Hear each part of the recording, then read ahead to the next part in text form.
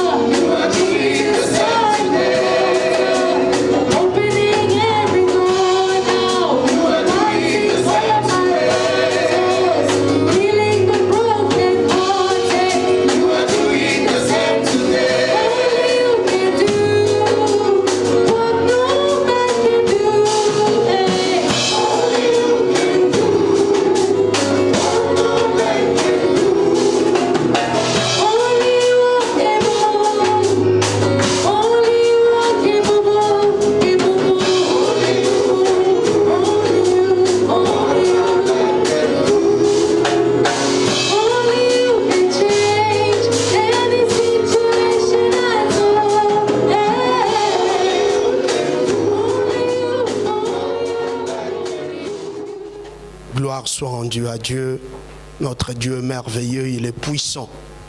Nous prions celui qui est ressuscité des morts. Le tombeau est vide, bien-aimé. je te rassure que dans ton problème, Dieu a déjà la solution.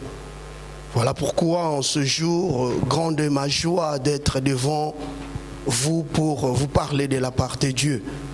Notre Dieu est bon, il est merveilleux.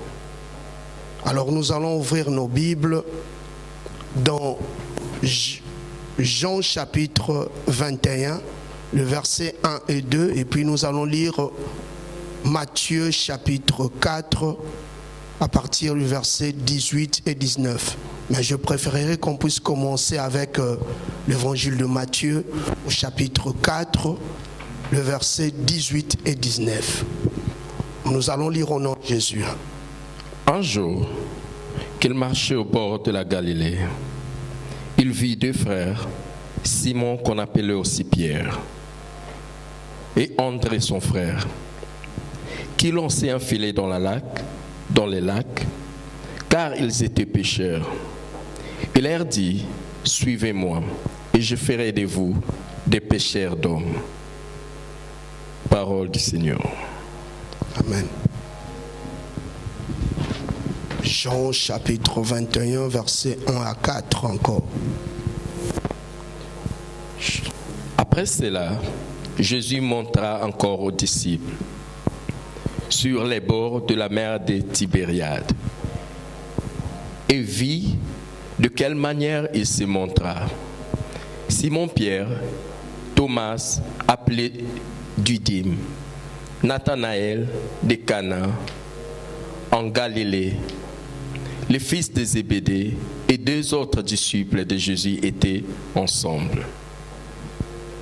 Simon-Pierre leur dit, « Je vais pêcher. » Ils lui dirent, « Nous allons aussi avec toi. » Ils sortirent et montèrent dans une barque. Et cette nuit-là, ils ne prirent rien. Le matin était venu, Jésus se trouva sur les rivages, mais les disciples ne savaient pas que c'était Jésus.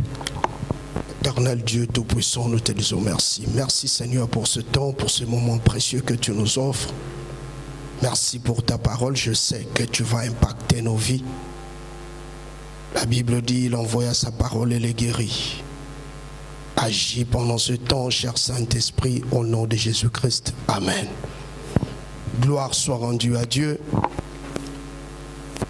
Nous continuons avec le message de Pâques. Et le Seigneur me met à cœur de parler de la bénédiction sur le rivage. On nous parle de la troisième apparition du ressuscité chez les disciples.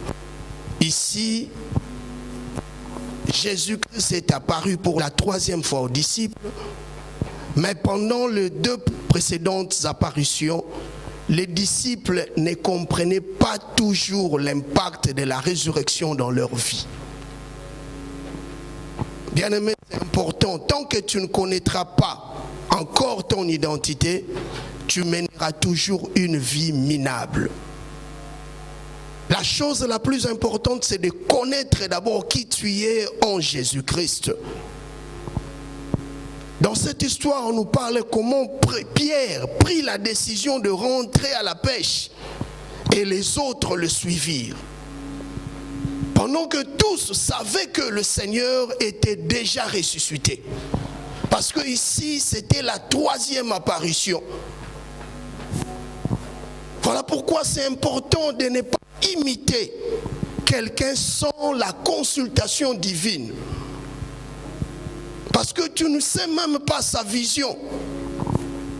J'aimerais bien te dire que dans chaque vision, il y a un auteur, un animateur ou plusieurs, mais aussi il y a des acteurs de la vision. La pensée peut venir chez une autre personne, mais si elle vient de Dieu, elle provient de Dieu, c'est cette pensée-là que tu dois soutenir. Tu peux être un acteur dans une vision qui n'est pas de Dieu. Voilà pourquoi c'est important de faire très attention à certaines choses qu'on peut appeler passion. Parce que à chaque fois tu te dis non, je veux passer mon temps quelque part. Tu ne sais pas Parce que ce passe-temps-là peut devenir quelque chose qui peut t'amener à la dérive. L'homme est puissant s'il n'oublie pas tout ce que Dieu lui dit. Amen. Ici, la Bible dit que dans Matthieu chapitre 4, le premier jour de la rencontre du Seigneur avec Pierre, Jésus dit à Pierre, tu es aujourd'hui Pierre, mais je te ferai. Tu es pêcheur de poissons, mais je te ferai pêcheur d'hommes. Alléluia. Bien-aimé, si tu es faible, c'est peut-être parce que tu as oublié les bienfaits de Dieu. Dès le premier jour, le Seigneur parle à Pierre. Dit, aujourd'hui tu es pêcheur de poissons, mais je te ferai pêcheur d'hommes. Vous savez, la promesse divine est différente avec celle d'un homme. Quand on croit à la promesse de Dieu, on doit aussi croire à sa puissance. La promesse d'un homme est vraiment différente. Parce que quand un homme promet, dès qu'il est absent, les promis est désespéré. Mais quand Dieu te promet, même si tu vois qu'il est absent, en réalité il ne l'est pas. Il est avec toi parce que Dieu est esprit. Ce qui est important dans la promesse divine, c'est la foi. Tu dois croire en ce Dieu-là. Il t'a promis. Laisse-moi te dire que sa promesse est toujours oui et amen. Sa promesse finit toujours par s'accomplir. Même si tu ne vois rien, tu passes de moments très difficiles. Mais je te dis que ce que Dieu t'a dit, il finira par l'accomplir. Pierre et André, ce jour-là, ils ont laissé leur filet. Et la Bible dit, ils suivirent le Seigneur. Parce que dans cette promesse-là, il y avait une puissance attractive. Cette puissance-là les a attirés parce que c'est pas normal. Vous ne connaissez pas un homme et vous le croisez directement. Il dit, suivez-moi. Et vous fermez tout, vous allez. Cela montre que dans cet appel, il y avait la puissance attractive de notre Dieu. Toute personne qui a reçu la promesse de Dieu marche avec cette puissance d'attraction du Seigneur. Mais je te dis une chose. Vous savez, il y a certains concepts qu'on ne peut comprendre, surtout quand on est au début de la vie chrétienne. Au début, les gens chancellent. Au début de la vie chrétienne, il y a certaines choses qui nous passent sans comprendre. Mais au fur et à mesure, l'homme évolue avec Dieu. Il commence à comprendre certains concepts de Dieu. Je peux même donner un exemple d'un concept appelé la foi. Pourquoi je dis que c'est un concept ? Les choses comme la foi est vraiment quelque chose d'étrange, quelque chose de compliqué. Surtout pour quelqu'un qui vient de commencer la vie chrétienne.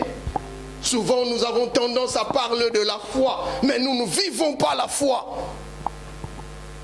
La foi reste encore abstraite chez les autres parce qu'ils n'ont pas encore passé par l'expérience. La foi sans expérience est nulle. Je peux dire encore la patience, je peux dire encore la fermeté. La foi, la patience, il y a tant d'autres. Mais si il faut citer, je peux juste citer ces trois-là. La foi, la patience, la fermeté. Sans épreuve, sans pression, sans guerre, sans problème, sans difficulté, n'existe pas. Pour qu'on puisse t'appeler un homme de foi, tu dois passer par des moments.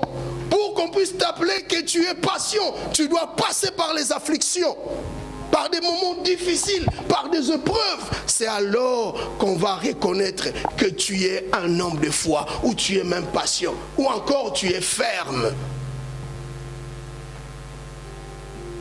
C'est lui qui se souvient de ce que Dieu lui a dit. Extrait le potentiel divin devant un problème ou une situation ou encore un obstacle.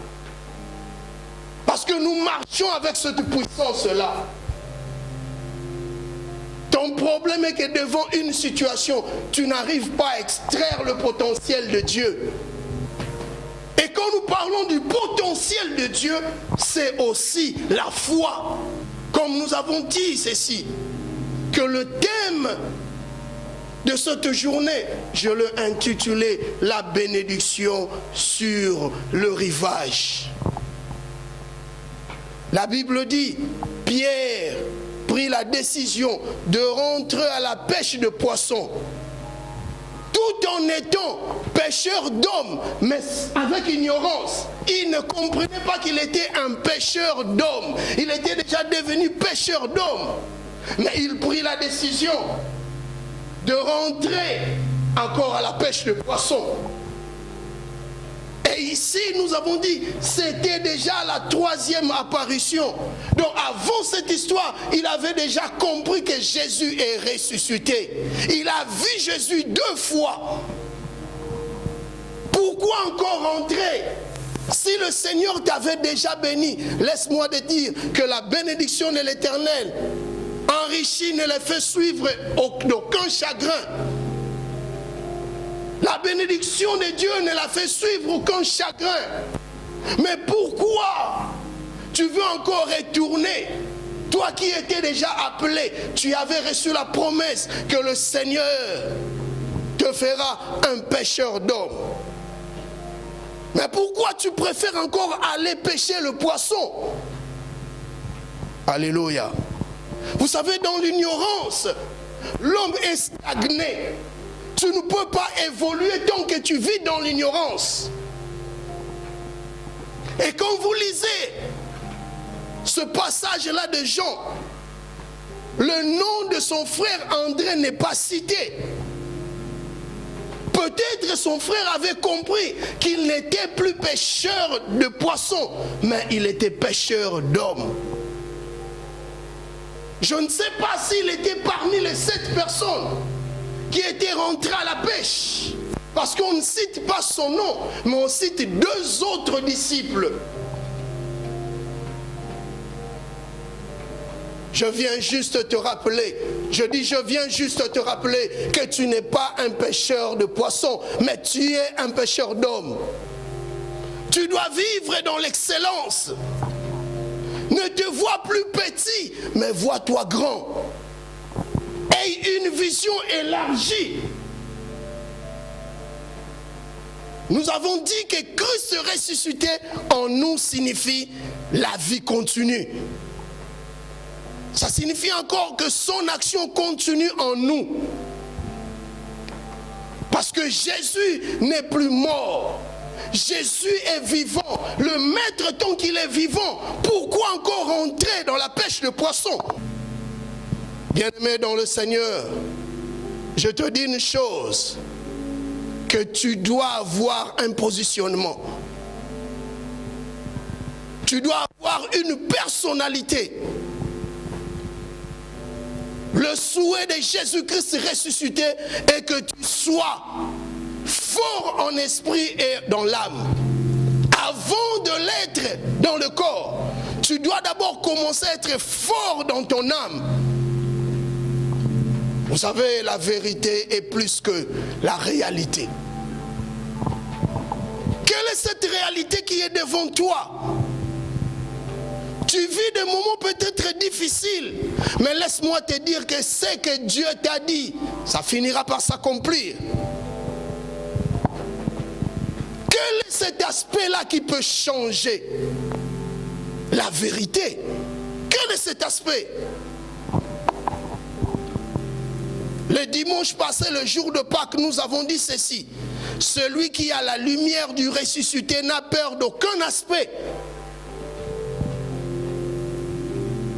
Comment tu te vois après avoir reçu la promesse divine? Comment tu te vois?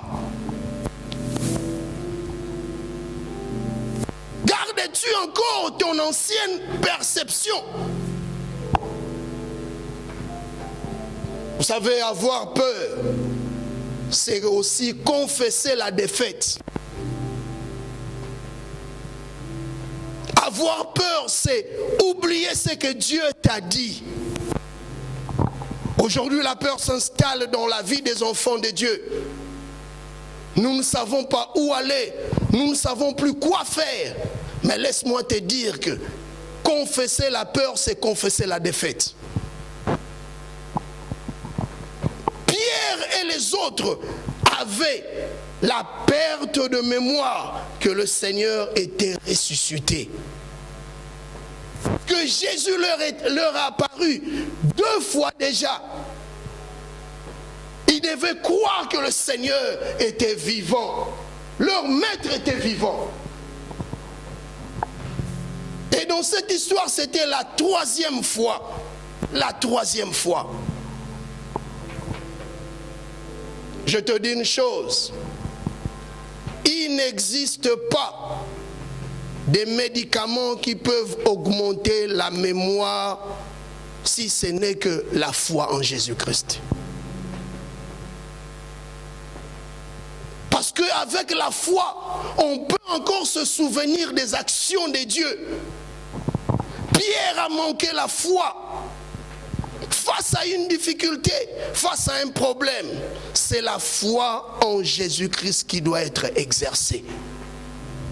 Pendant ce temps de confinement, c'est la foi en Jésus-Christ qui doit être exercée.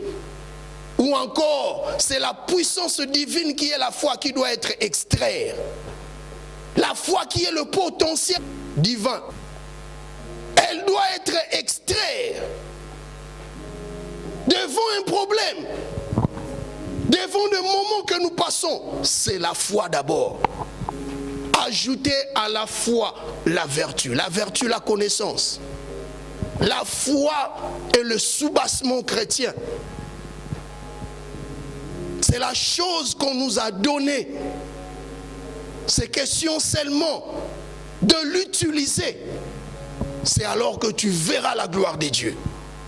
La Bible même dit dans 1 Jean chapitre 5, le verset 4, la partie B, la Bible dit, la victoire qui triomphe du monde, c'est notre foi. Le mot qu'on a traduit par monde ici en grec signifie cosmos. Cosmos signifie le monde, mais ça signifie aussi la parure. Ça signifie aussi la décoration, l'ornement. Donc ici on parle du monde et son apparence. On parle du monde et tout dans tout son aspect. Aujourd'hui, pendant ce temps que moi j'appelle temps de récollection, nous devons comprendre et bien voir le monde dans tous ses aspects. Si tu ne comprends pas, tu ne peux jamais extraire le potentiel de Dieu qui est en toi, qui est la foi. La foi en Jésus-Christ est au-dessus du monde et de tout son aspect. La foi en Jésus-Christ. Garde la foi. Et la Bible dit dans le verset 4, quand il commença à faire jour, Jésus s'était né là, au bord de l'eau. Mais le disciple ne savait pas que c'était lui. L'apôtre Pierre a pris la décision d'aller dans la mer de Tibériade. Et la Bible dit, ils allèrent plus loin dans la mer de Tibériade. Et pendant toute la nuit, ils ne prirent rien. Mais en rentrant, oh j'aime beaucoup ça, j'aime la parole de Dieu. La Bible dit, en rentrant le matin, ils ont vu le Seigneur sur le rivage. Pendant qu'ils étaient allés en profondeur, dans la mer de Tibériade, ils n'ont rien trouvé. Mais Jésus les attendait sur les rivages. Vous savez, ceux qui ont la foi sont indiqués par Jésus-Christ. C'est Jésus qui les indique. L'apôtre Pierre et les autres, ils n'ont rien trouvé pendant toute la nuit. Mais en rentrant, ils voient la bénédiction sur le rivage. La bénédiction les attendait au littoral. La bénédiction les attendait au bord. Vous savez, nous connaissons beaucoup de gens qui ont étudié. Mais comme le Seigneur n'était pas dedans, ils n'ont pas mis le Seigneur en première position. Aujourd'hui, ils ne font que tourner en rond.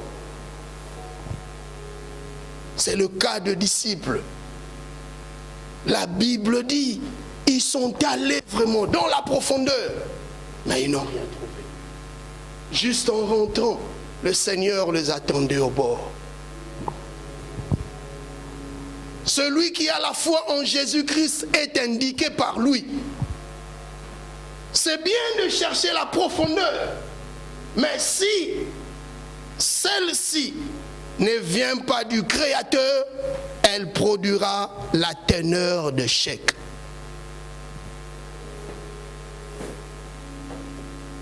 Il y a des échecs qui se répètent. Il y a des problèmes qui se répètent. Parce que tu cherches la profondeur, mais tu ne cherches pas l'auteur de la profondeur.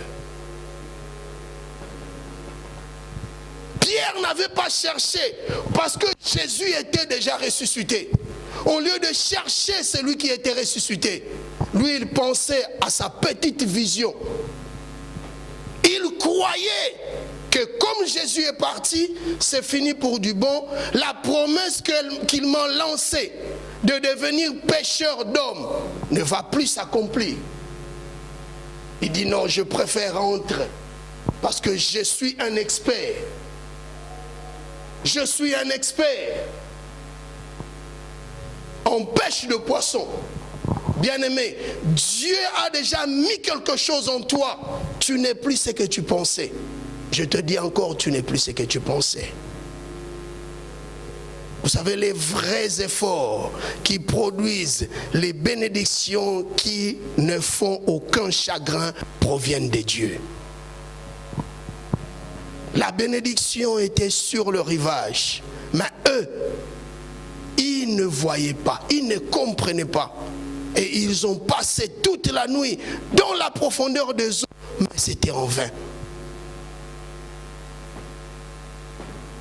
Pendant que la bénédiction était sur le rivage. Bien-aimé, c'est important de toquer à la bonne porte. C'est important de connaître la révélation divine. C'est important pour ta vie de s'accrocher à Dieu, de se souvenir de ce qu'il t'a dit. Voilà pourquoi moi je dis, la foi, c'est prendre au sérieux ce que Dieu t'a dit. Aujourd'hui, tout le monde est paniqué. Aujourd'hui, il y a une grande confusion. Nous avons oublié toutes les promesses de Dieu. Mais aujourd'hui, le Seigneur te rappelle. Il te rappelle que tu es appelé à extraire son potentiel qui est la foi.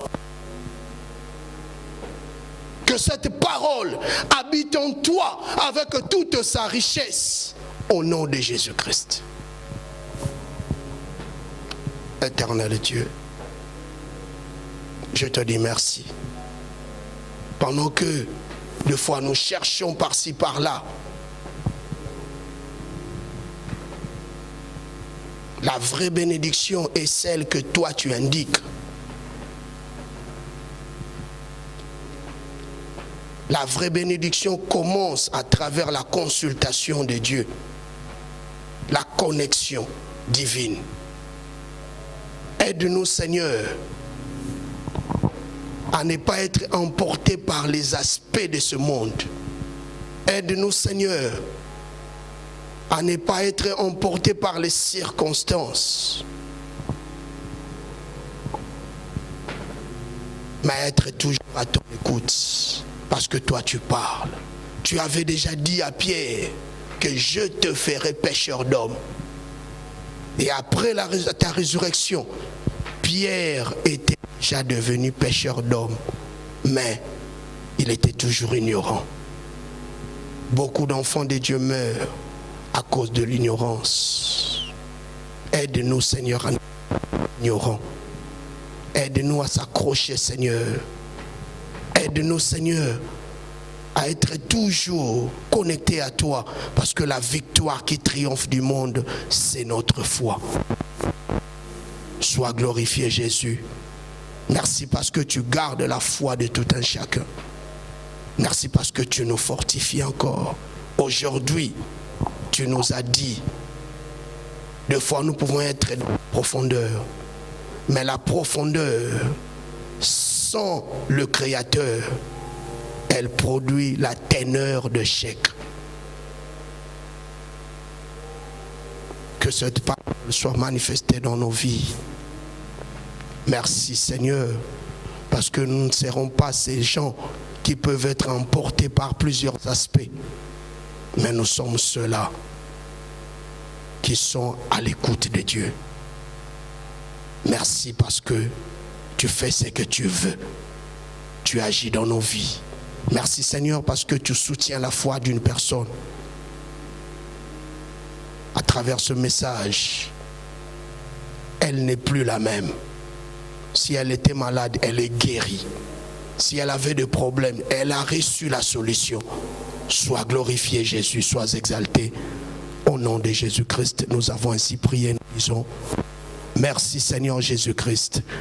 Amen. Vous pouvez continuer à soutenir l'Église par vos offrandes, vos dîmes et la contribution de la salle via banque transfert sur le compte bancaire de l'Église. Le numéro de compte est le 333 618 68 333 618 68 et le seul code est le 30 90 92, soit le 30 90 92. Que Dieu vous bénisse.